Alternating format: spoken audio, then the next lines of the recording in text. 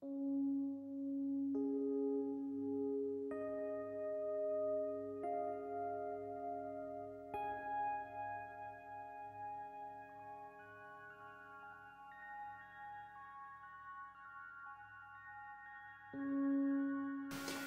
Ricky, it's Curt. I've been thinking about you ever since we made contact, and thinking about your dad a lot, and wanted to do something to kind of preserve some of the memories that I have of him and give you, even if it's just a little window into where he grew up and maybe what a little bit of life might have been like for him back in his school days. I thought it wouldn't be too hard to do, and so I stopped on the way back from Minneapolis to Chicago the weekend after Christmas and did a little videotaping of our old neighborhood. And I've also asked some of our old friends from that neighborhood to record some of their memories of your dad. And so I hope you enjoy them and know that they come from the heart. Hey Rick, it's Curt.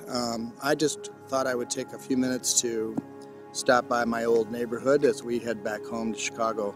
And I thought you'd like to get a sense of where your dad lived and kind of touch a few of the things that I talked about in our notes back and forth as he was growing up. So this house, this red one right here, is the house that I lived in 4th, 5th, and 6th grade. So this would have been 1974, 75, 76, actually August of 73. We moved here into this house, and you can see as I turn, this house, this backyard, this was the Beltz's house. And so we were obviously neighbors and became very good friends almost immediately. I'm going to walk down here, and you can see it's a nice wooded neighborhood. Not a whole lot has changed. That big tree over there by the shed was a lot of fun. That shed wasn't there back then, and the fence wasn't there, so it was wide open between our two neighborhoods. I want to share with you a couple of memories that I've got of your dad. First of all, when I think back to all of the different experiences that we had, the first thing that strikes me is just what a nice guy he was. That smile that you see in his pictures was the smile he always seemed to wear. And just kind of a happy-go-lucky guy, always laughing with that really distinctive laugh of his. And I think the other thing that really strikes me is just his generosity. Such a generous spirit he was, and it showed up in so many ways.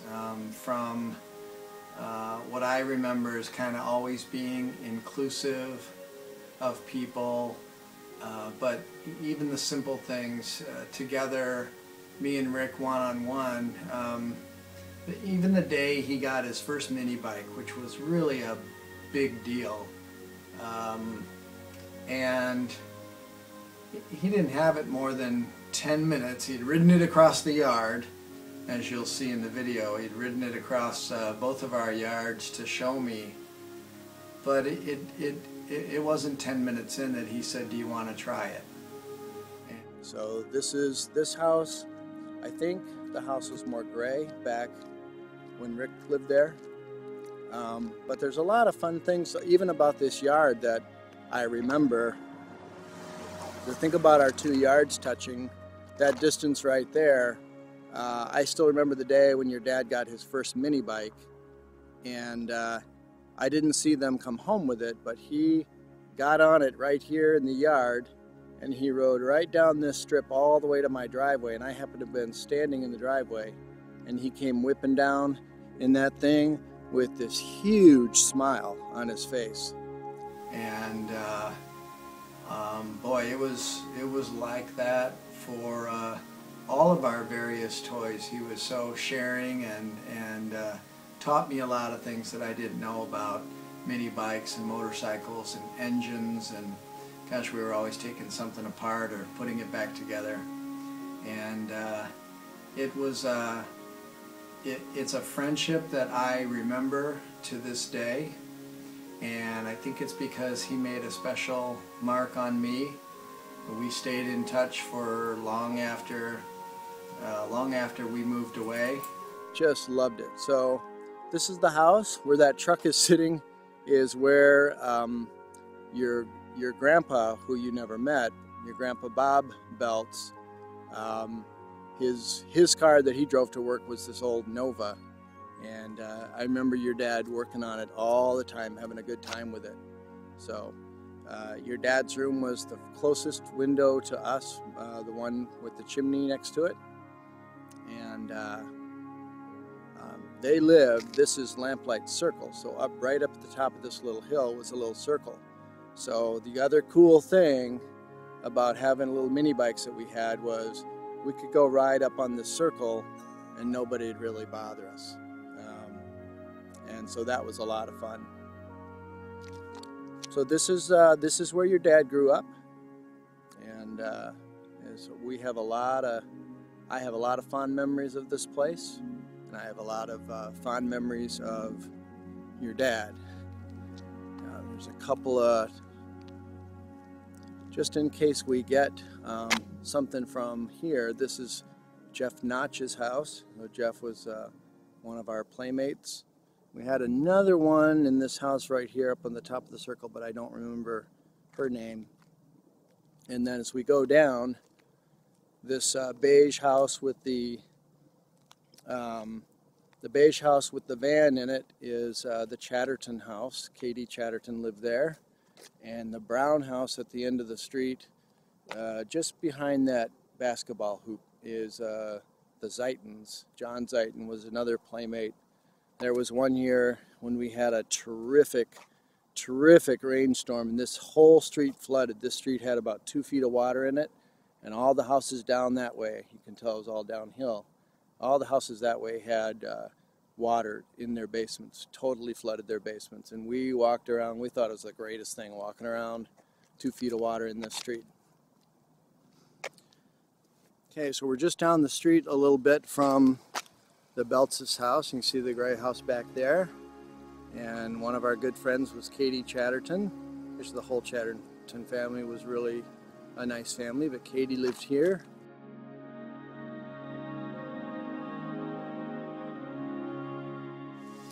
Hi, I'm Katie, and I live down the street from your dad on Lamplight Drive in Woodbury, and I remember your dad very fondly. We had a lot of fun. He did love his motorcycle that he had, and it was kind of the hit of the neighborhood. He did share it with everyone. He was even let girls drive it, which was me. One time, I have a funny story. One time we were in the field back behind his house, and there was quite a nice track that kind of went, I don't know how far it was, maybe 6 blocks, something like that, in a circle. And somebody had a swing set out back there. And my girlfriend, Colleen, who lived up the street, and I were in the back, and Ricky was back there with his little green Honda, and he was letting everybody ride. And so he gave me a turn, and my little friend Colleen, she was just this little tiny girl, got on the back, and we were driving all around. And I think that I really didn't have a clue how to work it, and I don't know if he showed me where the brakes were. So we got going. It was a big field, and you could kind of go all around, and we came flying back in, and all I remember is the swing set coming straight at me, and you know how they're kind of curved like this, and there's a bar that goes through to hold the triangle part up.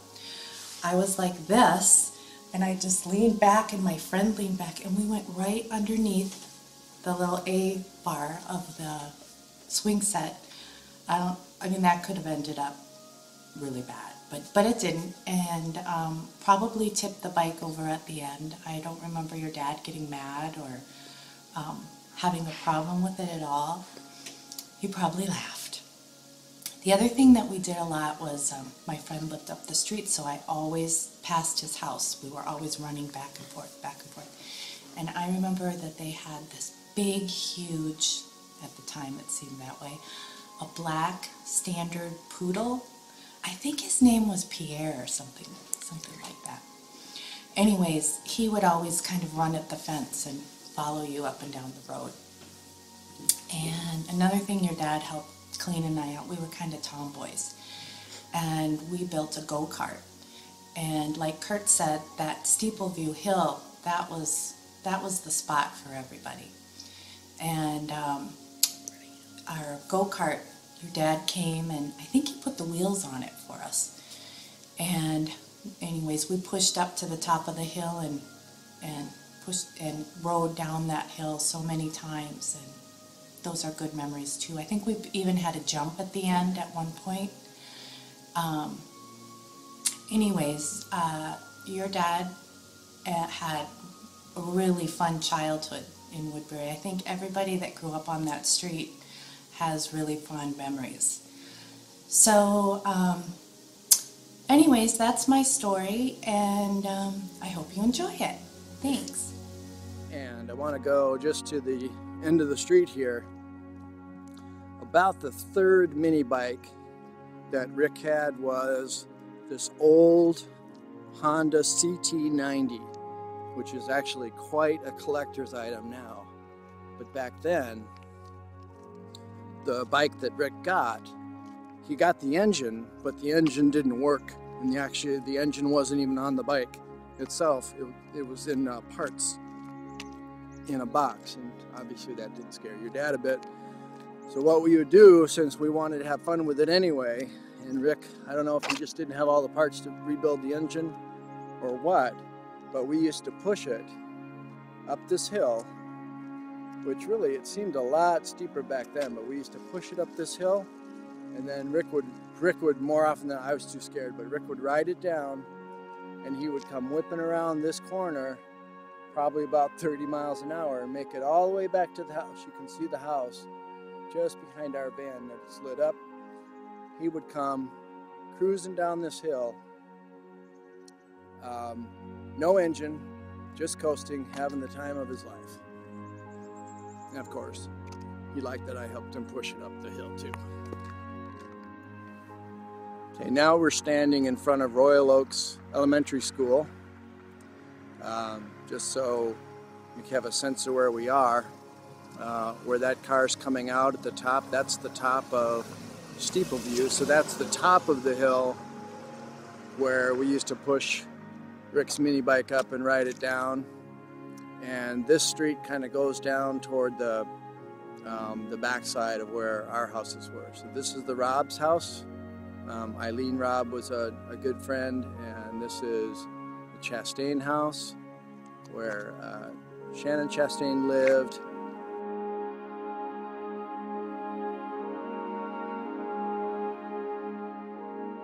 Okay, so I'm Shannon Kinney. I used to be Shannon Chastain, and I lived on the corner of Montrose and Queens in Royal Oaks.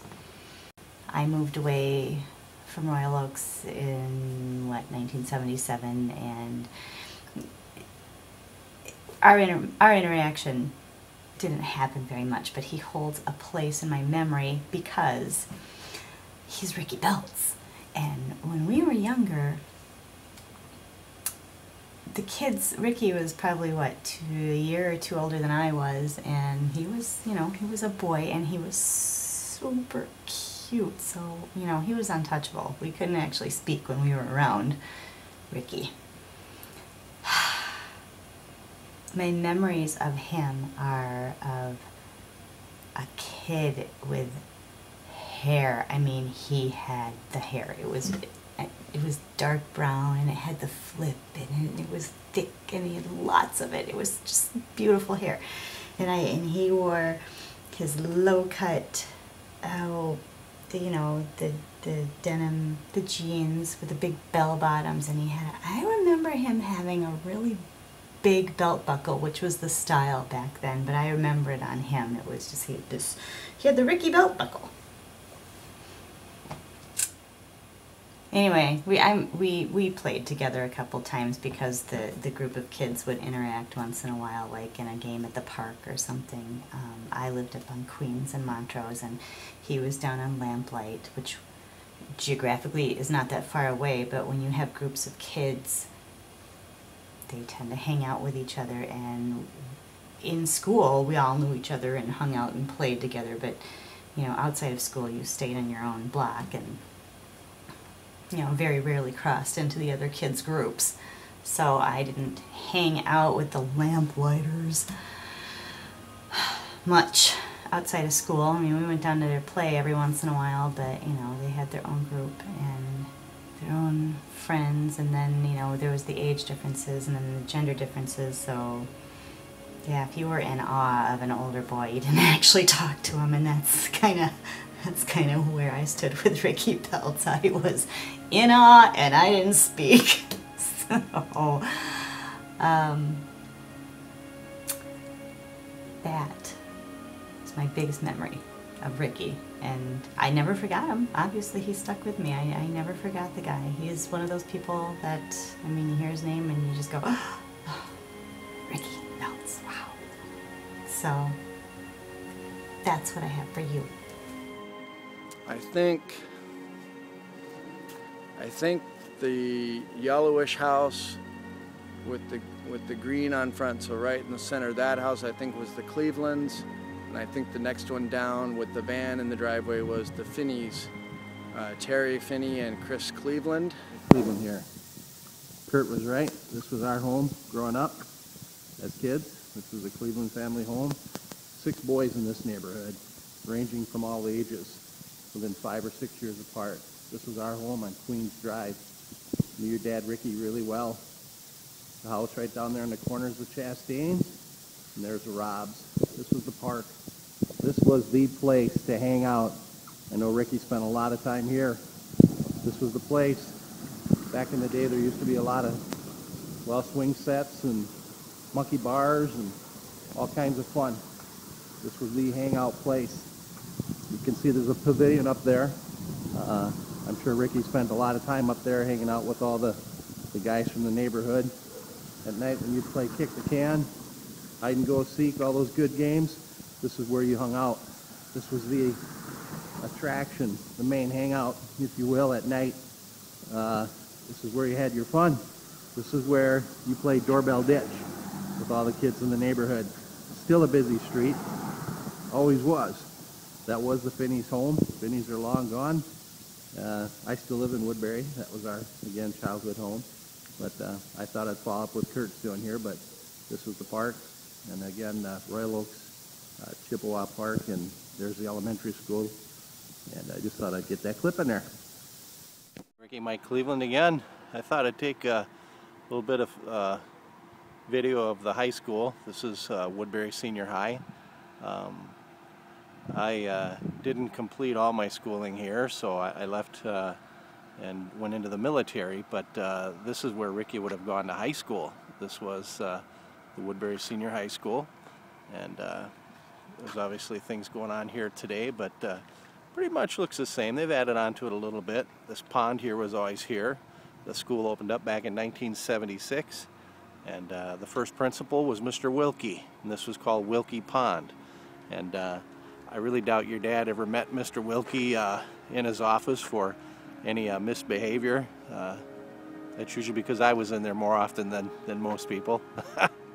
But this would have been, this is Woodbury Senior High School as it looks today, and would have been Ricky's school.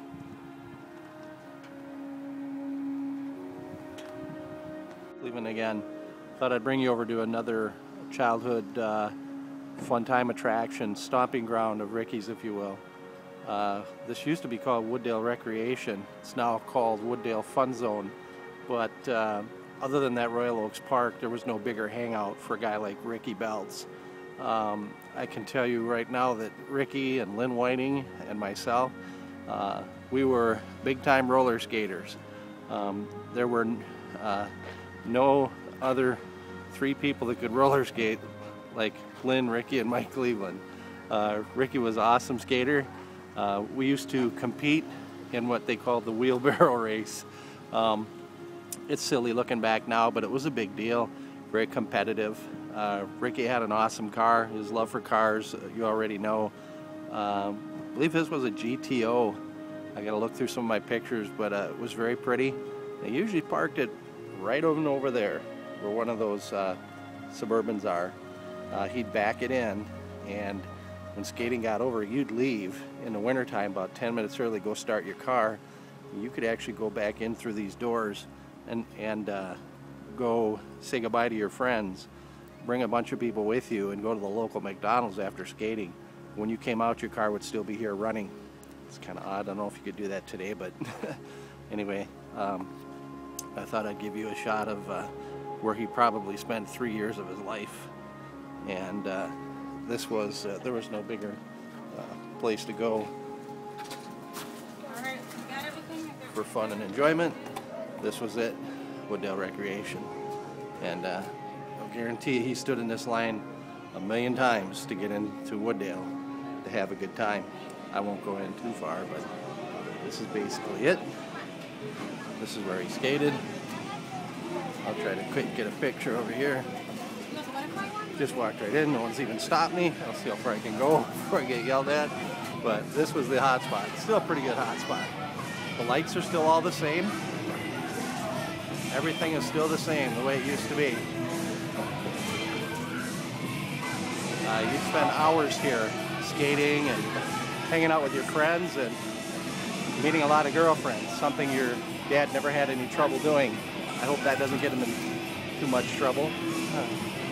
But there's a DJ up over there.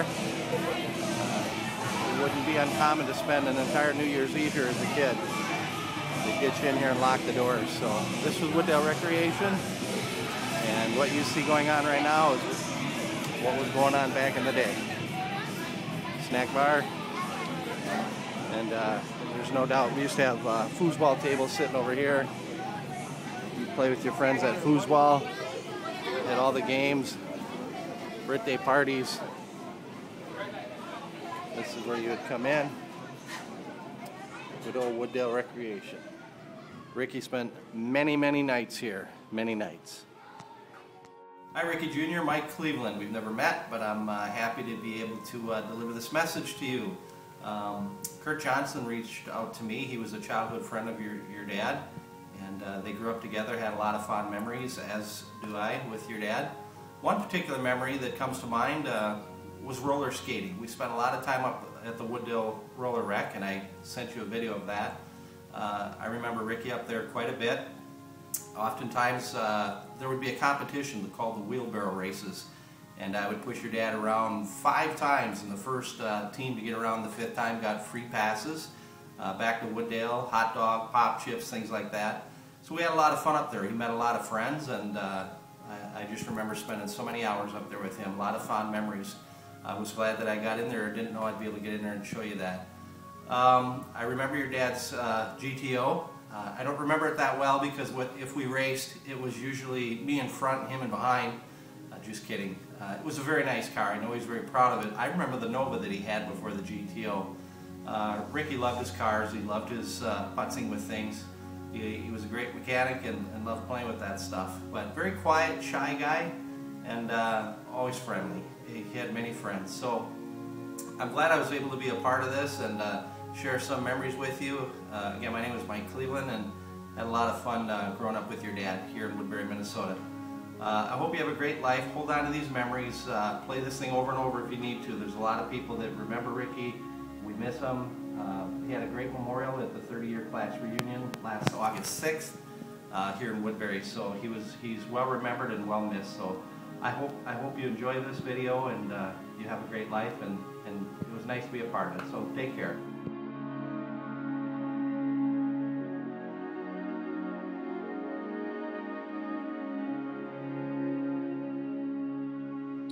Hi, Ricky Jr. I'm Chris Castle. We've never met, but your dad, Rick, and I were good friends back in high school.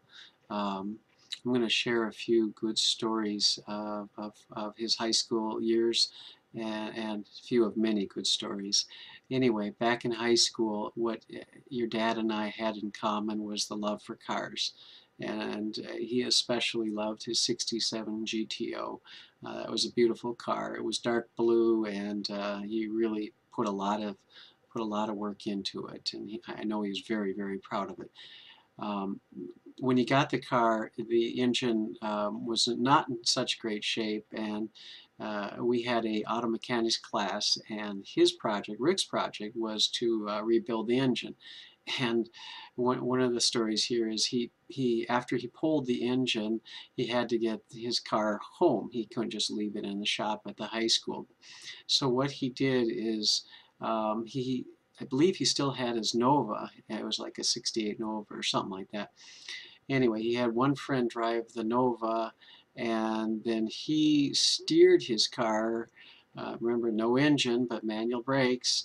And then what he did, and I don't know how he did this, is he talked me into sitting on the hood of his Nova with a spare tire, no rim, just the tire, and that was the bumper between his Nova and his GTO. And so very slowly, the driver of the Nova would, nudge up against his GTO and give it a little push. And yep, I was sitting on the hood of the car, and somehow we were able to get his car home without a scratch on either the Nova, his GTO, or me. That was incredible. He was about a half-mile from his high school, if I recall, so it wasn't too far away, but that was quite a stunt. Anyway, during that class, I know it was quite a project both during class and after class to get that engine rebuilt. We made many trips to the auto parts store, and I know he put a lot of care into that engine. He really wanted to be a well-running, really nice engine, and everything he did perfect. He really did. When he was done with that engine, it ran perfect. I'm not kidding. It was absolutely fantastic. It started up, ran perfect. It just purred. Rick was just a fantastic mechanic. I think he was only 16 or 17 at the time. That's incredible. And anyway, one of the stories while we were tuning it is I was inside his GTO, and this was at the high school. I was sitting inside of his car, and he was telling me, start it, stop it, start it, stop it, and all that stuff. He was under the hood making some fine-tune adjustments. And anyway, so one time he said, okay, start it up. I turned the keys, turned the ignition on, and all of a sudden the battery blew up, and it just was an extremely loud bang. And of course, he turned the car off right away, and jumped out, and thought, oh my gosh, because Rick, he was half underneath the car, he was underneath the hood of the car. Hope he was okay. Luckily he had his safety glasses on, and he comes out from underneath the hood of the car, and he was just grinning ear to ear. Nothing was wrong with him, nothing, no scratches, no battery acid, nothing. And so he was just grinning ear to ear, laughing. He thought it was the funniest thing ever. And at the time he was wearing a blue denim jacket, and he knew a little bit of battery acid had splashed on that. Didn't think much of it that day, but a couple days later he actually wore that jacket back to school, and that battery acid had burned little holes throughout the whole jacket. And even to this day, that was amazing. That the battery acid hit his jacket, not one drop hit him. It was funny. He took that just in stride, just like he did many things. Nothing at all would upset him. He had a great sense of humor. He was always smiling and looking for the best in everything. Anyway, like I said, he got that GTO back together and ran perfect, and your dad and I and many other friends used to go cruising with them in that car. Cruising, it was called the 694 494 strip, and we go cruising around in that thing late nights and stuff like that. And yeah, that was the pride. That was his pride and joy. He really liked that car. One more memory I'd like to share about your dad. I earlier described how he really enjoyed working on his GTO. Well, along with working as GTO, he earned the nickname Goats. You could just shout out, "Hey, Goats," and sure enough, Rick would turn around and have that wonderful smile. So thought you'd like to know that. Another story was, he also had motorcycles, mini bikes. He had a go-kart, and one day I stopped over at his house, and he was working on his go-kart, and he let me, he offered me to, take it for a ride. I've never driven a go-kart before, and I'm driving, so I give it a test drive, and I hit the gas, and I'm all over the neighbor's yards, just all over. I couldn't control the thing. Luckily, I didn't hit anybody else's house, cars, or people. I finally got the thing back, and your dad was just laughing his head off. He thought it was the funniest thing ever, watching me, just lose control of that.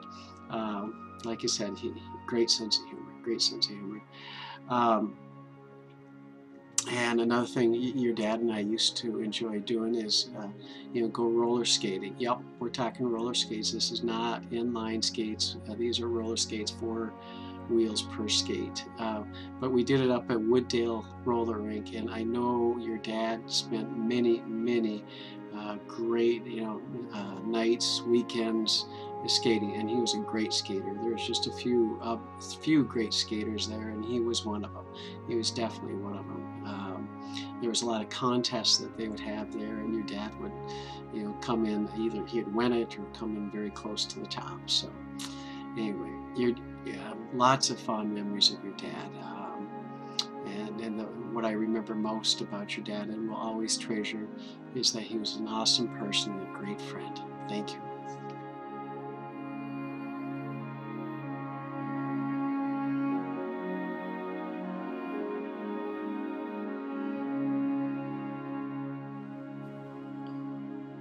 Hi, my name's Brian Swanson. I lived down the street from Rick from the very, very early days. We moved into the Royal Oaks development area of Woodbury around 1966, I think. And as far as I know, I think Rick and the Beltz family had already moved in as well. It was a really small, just a group of houses in the early days coming up out of the cornfields of Woodbury. It was still pretty rural. Most of the kids that we went to school with, I'm sure at least half of them in the early days were farm kids still. But we started in June primary, which was what you went to when, instead of kindergarten, they didn't have that yet, and all the way through elementary school and junior high and senior high. Spent all those years with Rick, kind of off and on, moving in and out of each other's social circles. But we were only about 4 houses apart, and he's one of those guys that I just never ever forgot. Is demonstrated by what everybody else is saying too. I think it's pretty remarkable as I look at some of the videos that other people have sent in, and I think he affected people in that very same way. He was this legendary figure for a lot of people who grew up in Woodbury and who knew him. These people too are very, very different, and yet he touched them again in that same way. My wife would always joke, the legendary Ricky Beltz, but it was true. I mean, he was that kid that was he was the kid who was the first to do so many things. He was the first kid to have long hair in the neighborhood, and the first kid to have a mini bike. You've heard people talk about the mini bike, and that track that Katie Chatterton was talking about, where kids would ride around in circles. That was just almost in our backyard. We would see them tearing around in the back there, and he was the first kid I remember whose parents let him use power tools. He was always down in the basement at his dad's tool bench, with building things and tearing stuff apart. He had a real incredible knack for mechanics. He was always fascinated with that, and his parents let him use power tools long before my parents would ever let me use power tools. I remember he got his hair caught in a drill once because, you know, he was the first kid with long hair, and figuring out how to make that work. But just always building stuff and tearing things apart and you know, inventing little things. So he was somebody of many firsts.